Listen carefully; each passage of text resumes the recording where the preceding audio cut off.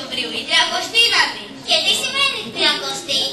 Τάκα το 15ήμερο. Ναι, αλλά στις 28 είναι η εθνική γιορτή. Α, καλά που το θύμισες.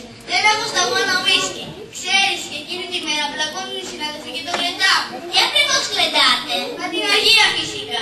Εσύ τι θα γλένταγες? Αφήστε εμένα και πείτε μου τώρα τι σημαίνει για σας εθνική επέτειος. Εθνική επέτειο σημαίνει όχι δουλειά, κλείσιμο αυτοκινήτου, να τρέχουν τα νερά και να περνάνε τα να νερώνονται. Το μεσημέρι παραθαλάσσιο κουρσίδια, παίρνουμε και ένα στο χέρι να το γλύφουμε στον δρόμο. Το πετάμε κατά μεσής, το μεσημέρι ξάπλες και καφετέρια και το βραδάκι ή κανένα σινεμαδάκι ή κανένα μπουζουκάκι. Αν δώσει ο Θεός και δεν πει στη Κυριακή, γιατί τότε την πάψαν. Και οι νεκροί? Νεκροί. Α, οι νεκροί.